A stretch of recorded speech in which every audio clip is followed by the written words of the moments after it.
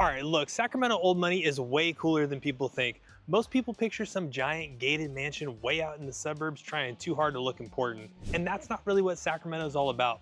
Around Well, let's see what this is all about because I live in Sacramento, I mean, back and forth. And I mean, I don't know everything about the rich people, but I know that I'm not in their class. I'm a little below them. So let's see what this is all about. here, the real flex looks something a little bit more like Fab 40s at Golden Hour, McKinley Park a few blocks away, classic brick homes under a crazy beautiful tree canopy, and streets that feel expensive without having to shove it in your face. That's what I love about the city, and that's what makes it so fun once you actually get to know it. Now, some of the priciest places in the entire region are still not where the real old money lives, and once you see the pockets that have been carrying the most amount of weight, you're gonna start looking at Sacramento completely differently. All right, so let's see what see what this is about. I mean, I was born in Sacramento, so I know a little bit about this area. Um, let's see what's up.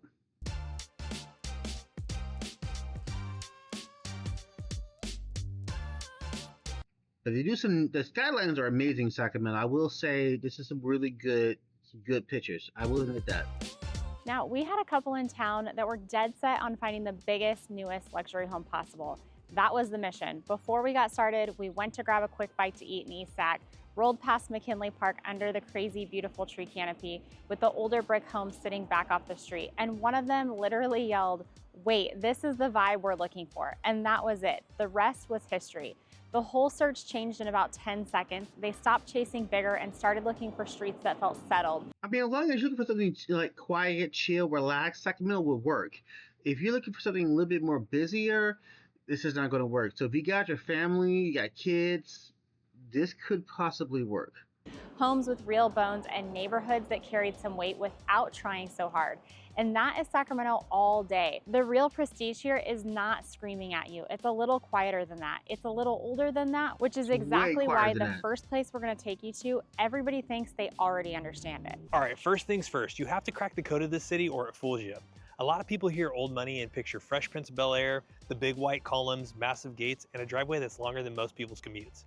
Sacramento has money. It has polished luxuries here, estate pockets are here, but that's not the same as old money. Around here, old money is less about the spectacle and more about the staying power. It lives on blocks that never really go out of style, in neighborhoods where people hold on to these houses for generations, in places that don't need to rebrand every few years because they were already established long before the trend cycle showed up.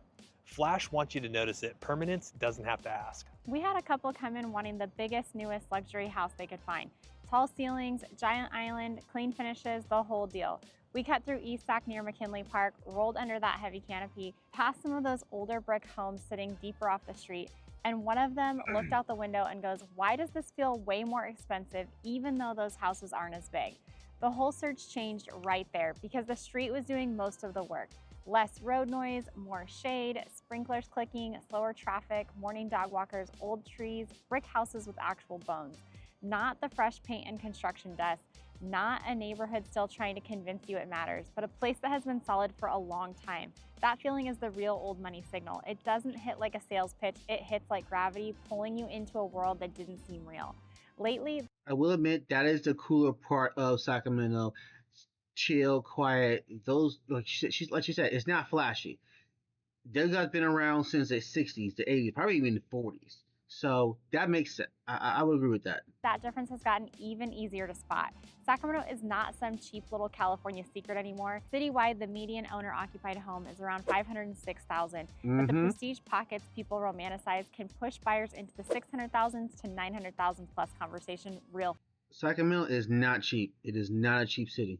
fast, and sometimes way beyond that depending on the street, the lot, and the house.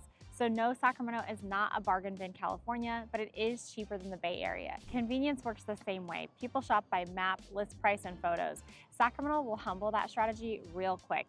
The average commute is about 25 minutes, and more than Yeah, and you could easily spend 45 minutes in traffic. 80% of trips still happen by car. Midtown and downtown can hit walkability scores in the 80 to 95 range, but a lot of the suburban pockets have a walkability score under 40.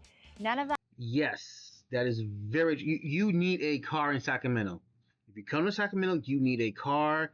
I recommend you getting a newer car or be a very good mechanic because you will be driving your car on a regular basis. Like I said, I've gone from Elk Grove to Roseville, which is about 45 minutes, even though I think it's like 30 miles, maybe something like that. So I mean, the traffic isn't bad. It's that it's really spread out. Especially you go to the newer parts of Elk Grove, which is this is not what this is, but the newer parts of Elk Grove will make you drive 15 minutes to close a store. So Sacramento is pretty spread out. So keep that in mind if you do come out here, and keep that in mind, like if you want to go out, you're driving at least 20-30 minutes to even go anywhere. Now, obviously, if you live in downtown, you could probably walk everywhere, but you might be better off with a bike. I mean, I know they say downtown is walkable, but I find that it's easier to ride a bike is much more convenient down there. It's walkable, but it's a long walk. That makes one automatically better than the other. It means your day feels different depending on where you land. Old Money understands that. A quiet block near the Capitol, a shaded stretch close to William Land Park, or the right pocket off of Fair Oaks Boulevard can carry more real legacy than a bigger house in a shinier setting. Now, bigger is obvious, legacy is felt. One shows you the money, the other shows you the history. The priciest place in the region is not always the deepest legacy play. Granite Bay can absolutely be elite, but elite and old money are not automatic synonyms in Sacramento. New money usually buys visibility, old money buys privacy. New money wants the house telling the whole story. Old money lets the street and the neighborhood handle that. It's a whole different beast. So when people think they're shopping for square footage and finishes, they get fooled. What they're really buying is a daily experience. But the other thing too is that if you want the older houses, those houses have been around for years, so you're probably going to put money into renovating pretty quick, or if not soon. The newer houses, I mean, yeah, I don't know how well they're built. I heard bad things about them. There may be some good things about them too. I don't know. I know there's a lot of smart technology in the newer houses. But so you got to take that into consideration too, like how old is a house and how long has it been in there? I mean, how soon you need to renovate them? Experience, morning shade or a longer windshield view, a block that feels locked in or. And I will say, you'll see, I pass it up. I want to talk about the trees. There's a lot of trees in this city too, so you might want to get ready for pollen. A neighborhood still growing into itself. A house that photographs well today, or a location that has carried weight for a long time. Now, if you're serious about figuring out where you actually fit in Sacramento, don't guess your way through it. Don't make a 6 or 7 figure decision off of Zillow photos and a couple of weekend drive-bys. We're Lance and Lauren with the Living in Sacramento team, where we specialize in providing you with the real guidance on how these neighborhoods actually live, feel, and fit their day-to-day life. We help people move here every single day, and we are your boots on the ground in this market. So if you're seriously considering Sacramento, whether that's this year, next year, or you're just starting to do your research, our contact information is going to be on that screen. It's going to be down in the description, and it'll be pinned in the chat. We'll walk you through the neighborhoods, the costs, the schools, the commutes, and real answers from people who actually live in this market.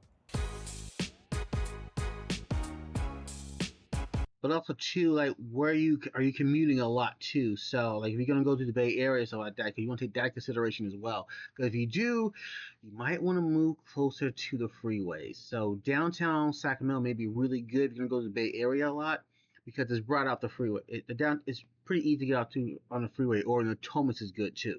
So take those things into consideration as well.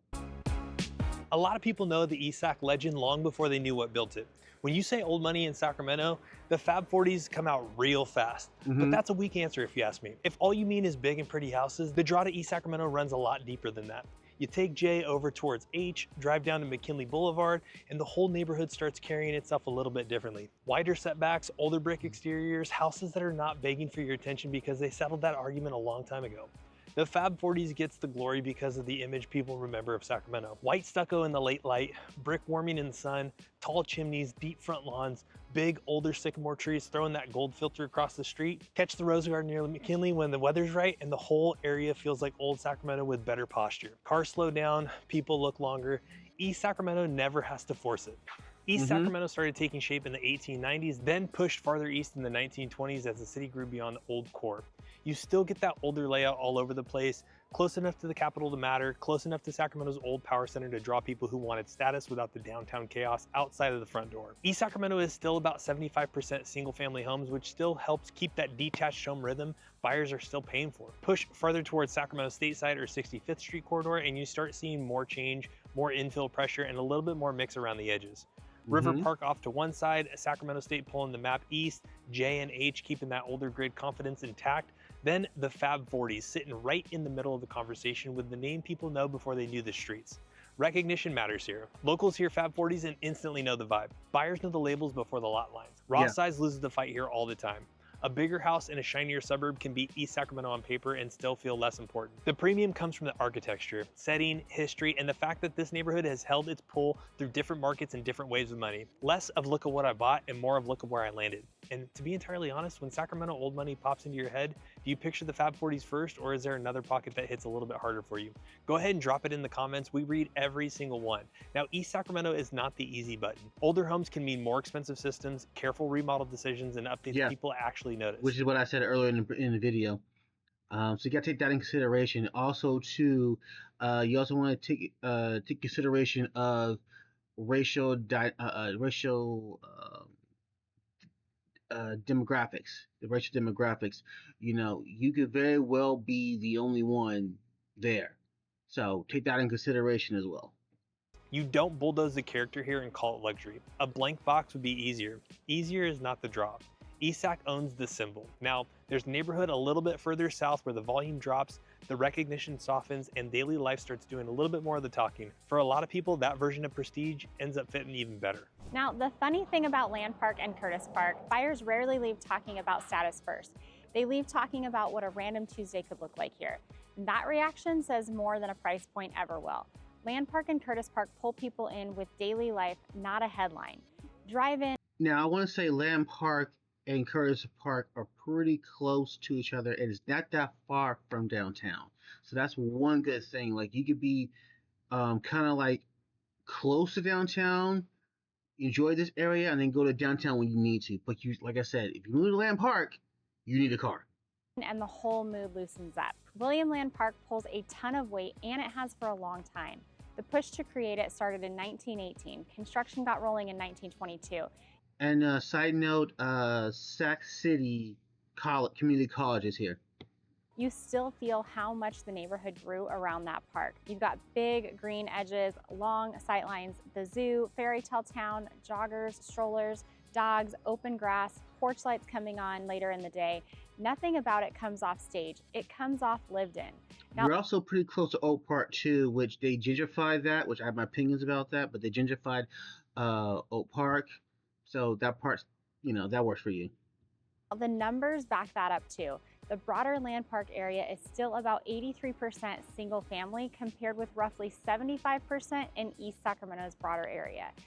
We're talking more breathing room, more residential steadiness. All right, now Land Park also carries real size with roughly 33,800 residents and about 17,500 jobs. So this is not some tiny preserved pocket. We're talking real people, real routines, real neighborhood life. Now, Curtis Park changes the rhythm. You've got tighter grid, cozier scale, Sierra 2 nearby, Broadway not far off. Older homes with porches that still look like people use them. Calmer blocks, the kind of short walk you actually want to take. Curtis Park comes across warmer, tighter, a little more tucked in. This is where buyers stop admiring and start imagining themselves actually living there. A lot of buyers used to organize the whole search around shaving minutes off of a downtown commute. Hybrid work scrambled all of that math. Now the question is more practical. Can I walk the dog without it feeling like a chore? Can I get the kid to school, hit the park, grab coffee, and have the week flow better? Land Park and Curtis Park are strong in that lane. They are not winning on loud prestige. They are winning in front of porch neighborhoods, park-centered living, and the kind of warmth a lot of newer luxury still cannot fake.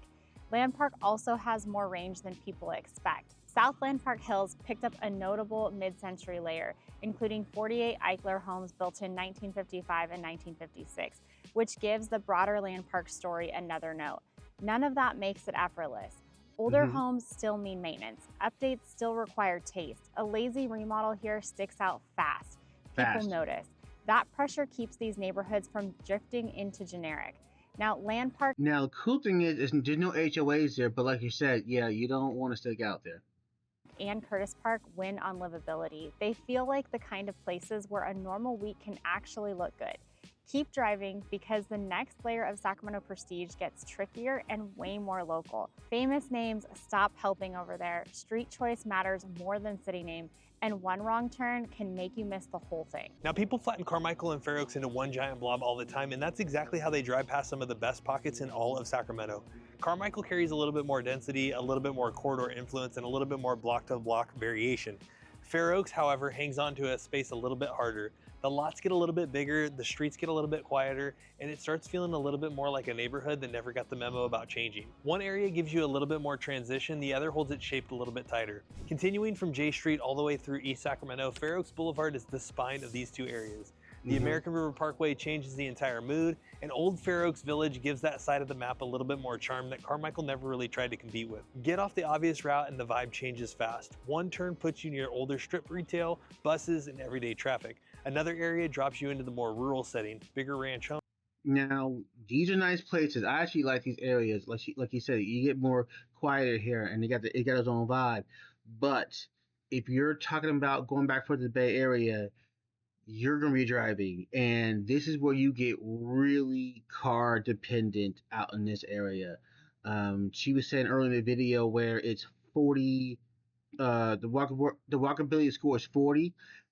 It might be like 8 in some of these areas, and you may not even have access to public transportation. Which, I mean, I'm not a big fan of. I mean, I like public transportation. I prefer to focus on my car, but I want that option to where I can take the bus or take the metro if I need to. These are, again, you get into areas now where it's going to be less likely. Now, when you get to the busier areas of Fair Oaks, yeah, you can take the bus. The busier areas of Carmichael, you can take the bus, but you'll find that area shrinks really quickly. Also, I'm not sure how easy it is to go from, like, say, Fair Oaks to, like, downtown. I know there is a bus that will take you back and forth there, but you may have to take 2 or 3 of them, and the bus routes are not always the best. So once you get to these areas, you're very car dependent, or Uber dependent, or Homes, Lyft mature dependent. trees, proximity to the American River, and long driveways where the house reveals itself in pieces instead of all at once. Now, you can feel the difference without pulling up a single stat. Drive through Carmichael and you're going to hit some blocks that feel totally dialed in and some that feel like they're still trying to figure it out. Fair Oaks is a little bit more consistent, and the pride of ownership shows up faster. Nicer cars in the driveways, better landscaping, and homes that look like people have been taking care of them for a long time. Median owner values are going to come in somewhere around $579 in Carmichael and roughly $683,000 in Fair Oaks.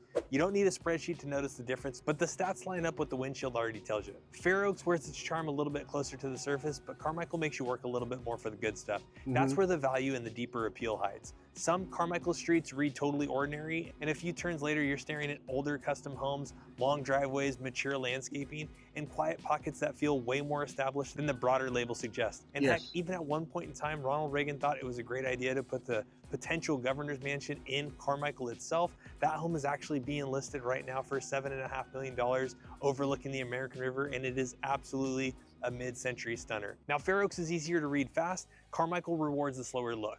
Lazy shoppers get exposed over here all the time. You're not choosing between 2 different city names, you're choosing between the river and the village version of prestige, and the quieter ranch pocket version hiding off the boulevard. Both can absolutely carry its own way, and neither area rewards surface level searching. Now keep heading northeast because some of the subtle stuff starts giving way to something much bigger. The lots open up, the guarded gates show up, and the Sacramento prestige starts speaking in acreage, privacy, and a whole lot more sky. This is why we help people every single day figure out the lifestyle that's going to make the most sense for their situation. We don't just help you find a home, we help you figure out how you're going to make the Sacramento Metro work for you. So if you're thinking about making the move to the greater Sacramento Metro, we absolutely love connecting with you guys. Our phone number is going to be popping up one more time. It's going to be down in the description and pinned in the chat. And Lauren and I are the ones that answer every phone call, email, and text message. So we look forward to checking out. Now Lauren's going to take you up a little bit further.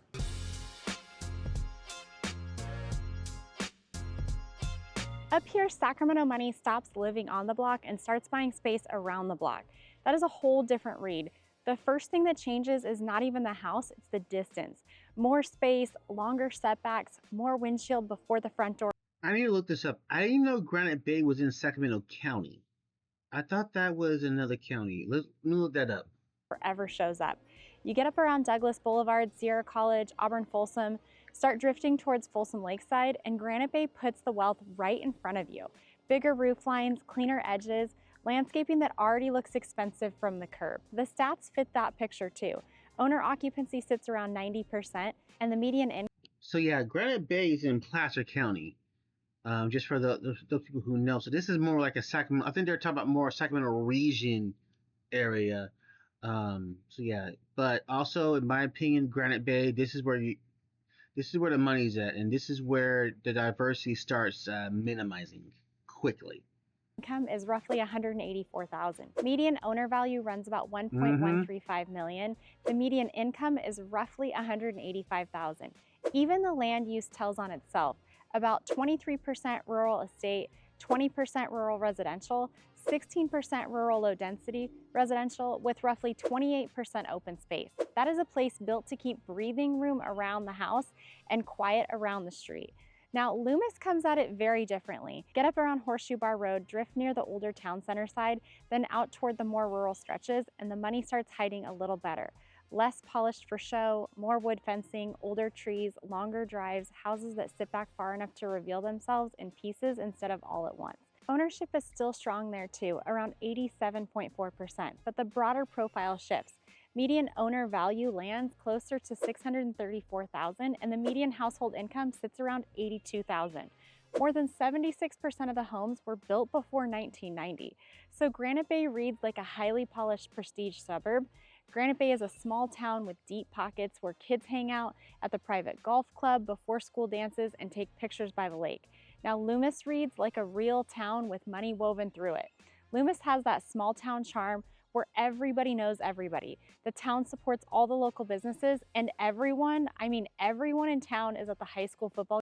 And like I said, you really want to pay attention to the diversity in this place, because I would personally not feel comfortable here. And there are times I have not felt comfortable here. Now, I don't want to say anything bad about Loomis. You know, there might be some great people there, but if you're talking about buying a home and, you know, these kind of things, you can take consideration. Take these things into consideration. Games every Friday night. Now the split gets even better after dark. Granite Bay in the daytime looks bright, composed, almost showroom clean in certain pockets. Loomis at night gets quieter, darker, and heavier in the best way. Fewer lights, longer gaps between houses, more of that tucked into the land feeling of where privacy starts carrying as much weight as the house itself. Now, Granite Bay shows you the wealth early. Loomis makes you notice it slower. So which one pulls you more? Granite Bay with the sharper polish and obvious status, or Loomis with the quieter land and privacy vibe? Drop it in the comments. A lot of buyers assume this is the top of the prestige ladder just because the lots get bigger and the gates start showing up. And that's not automatic. Granite Bay is not East Sac with more square footage, and Loomis is not Land Park with acreage. They solve for a very different kind of buyer entirely.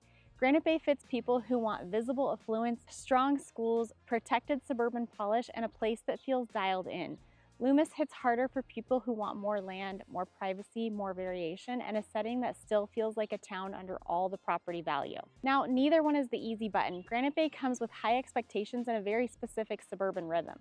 Loomis gives you more freedom, but that usually means longer drives, more land to manage, and a routine that only works if you actually want more separation from everything else. And that is where people get themselves crossed up, because price, privacy, legacy, visibility, and fit are not all the same conversation. Mix those up and you can spend a fortune chasing the wrong kind of prestige. All right, here's where people spend a fortune and still end up with the wrong life. They buy the kitchen. It happens all the time. Big island, new cabinets, 3-car garage, backyard all cleaned up and camera ready. The listing pops, the photos hit, the house feels like a win. Then the week starts. Longer drive, more time in the car, less connection to the neighborhood, fewer reasons to stay out once you get home. The house still looks great, but the day-to-day starts to wear on you faster than expected. That's the Sacramento trap. Old money and new money are not just two different looks around here, they solve for two completely different versions of life. Old money usually buys into a block that already has status before you ever showed up. New money usually buys more control inside the property lines. Old money leans on scarcity, social weight, and location that matters for decades. New money leans on the square footage, the finishes, and its easier upkeep and cleaner first impressions. One lets the street carry the value, the other asks the house to carry more of it. You feel that difference fast in Sacramento. One version puts you closer to McKinley Park mornings, William Land Park hoops, or those quieter Fair Oaks pockets. The other gives you the shiny house first and makes the rest of the routine work out harder. Neither one is fake, neither one wins by default. The market makes that mistake more expensive now. Interest rates change the game. Monthly payment matters more than old list price logic. Inventory is still tight in a lot of desirable pockets because owners locked into better mortgages do not want to move. Bay Area migration. Yeah, there is a lot of 3% renters out there, or mortgage holders out there. Still matters, but it's not the whole movie anymore. Local buyers are back in a much bigger way, and Sacramento is acting less like a giant relocation wave and more like a stack of mini markets with different rules. A lower sticker price does not always mean an easier move. A newer house does not always mean a better fit. A more expensive address does not always mean a better week. People see the cleaner house, the easier finishes, the lower maintenance setup, and assume the whole life will feel easier too. Then the drive starts, the air and loop gets clunky, the block has less pull than expected, and the house that looked perfect in photos starts asking them to live a routine they never really wanted. Not which one looks richest. A better question is, which version of Sacramento still makes sense after the keys hit your hand? Which one? So yeah, that's something you really got to think about too. And I almost want to tell you to get an Airbnb for like 2 months and hang out in Sacramento, see how you really like, because it can be an acquired taste. It could be like massive change. And I imagine this is Sacramento region too, so I'll take that into consideration. But once you start getting to Placer County, like those two, like Granite Bay and Loomis, yeah, your routine is gonna get it's gonna be a lot of driving, Works when the photos stop doing the heavy lifting and your real life week takes over. That's the real filter. Not just what looks good from Auburn, Folsom, or Douglas, not just what shines near the Parkway or McKinley, but what actually works when Tuesdays show up. $1 million house can still leave you cold by Wednesday. A smaller place on the right street can feel right every single time you come home. Miss that distinction and you can spend a lot of money chasing the wrong version of what gets you through what you thought you wanted. Now it gets personal because after all of this, only one question really matters. Which version of Sacramento Prestige actually fits you? So the real question after all of that is which version of Sacramento Prestige actually feels right once the keys are in your hand. The better move is figuring out which version of Sacramento actually fits the way you want to live. ESAC is still the answer for the right person who wants the strongest name, the clear social signals, and a block that already had gravity before you ever got there. Fab 40s, McKinley Park nearby, older architecture that does a lot of the talking for you. That lane makes complete sense for somebody who wants history, recognition, and a neighborhood people already understand without needing an explanation. Land Park and Curtis Park pull a different person. Tree shade that actually helps when it's hot, not just when a drone is flying overhead. That fit lands best for somebody who wants beauty that they can actually settle into. Less performance, more rhythm, more my life would work well here. Carmichael and Fair Oaks usually hits the buyer that doesn't need the headline neighborhood. They need the right pocket. Fair Oaks Boulevard, the Parkway, Old Fair Oaks Village, bigger lots, older custom homes, mature landscaping, quieter stretches where the house doesn't give itself away all at once. That pool is less about the broad recognition and more about finding the street that feels right the second you turn onto it. Granite Bay and Loomis solve for a completely different daily setup. Douglas Boulevard, Sierra College, Auburn, Folsom, Folsom Lakeside if you want that cleaner, polished, more visible affluence, Horseshoe Bar Road if you want older town center stretches, darker roads, bigger gaps between homes. If you want more land, more privacy, and a place that keeps a little bit more to itself, Granite Bay reads sharper and more dialed in. Loomis reads quieter, looser, and more tucked in the landscape. And here's the part that people still underestimate about Sacramento. Convenience is not one thing. A predictable 25-minute routine can beat a closer location that turns every day into a headache. Midtown and downtown can hit walkability in the 80 to 95 range. A lot of prestige suburbs sit under a 40 walking score. More than 80% of trips around here still happen by car. So the real question is not urban versus suburban or old money versus new money. It's what kind of friction you can live with and what kind of routine actually makes your week easier. If you've made it this far, you can probably already feel which one sounds the most like you. Trust your intuition a little and tell us in the comments which kind of prestige actually fits you, because that answer usually tells you more than price ever will. $1 million house can still be wrong for your life. A less flashy house on the right street can hit harder than the bigger win you thought you wanted. Around Sacramento, the smartest buyers are not chasing the loudest label. They are matching the right neighborhood type to the right routine, the right place, and the right version of prestige for them. And once that click, a whole city stops feeling like a status puzzle and starts feeling a whole lot easier to navigate. Sacramento prestige does not live in one place. It's in a bunch of very different lives hiding under the same label, and that's exactly why people get the city wrong. Yeah, and you know, I mean, maybe this is about other videos, but you got to figure out where you want to do and what you want to do every single day. You want to go out, you want to hang out, you want to see plays. You got to take that into consideration too, because as you might be in a position to where you're gonna be driving back and forth to the Bay Area on a regular basis just to pay, just for entertainment, and people do that all the time. I'm not saying living in Bay Area is going to be cheaper than being in Sacramento going back and forth, but I'm saying you got to take that into consideration, because I could totally see an argument where maybe you move to Concord as opposed to moving to Sacramento just because of entertainment. So take that into consideration. And I know people who've done it. When they shop too fast. We have worked with so many people who came in convinced that they wanted the flashier answer.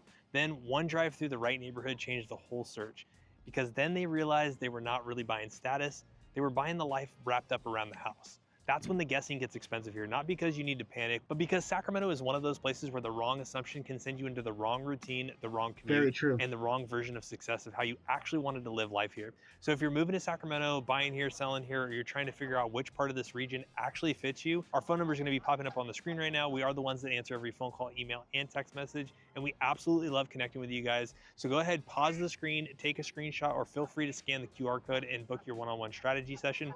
Then go watch the best neighborhoods in Sacramento for every lifestyle, because this one showed you where the prestige lives, and that one's going to help you figure out where your daily life actually fits best. See you on the next one.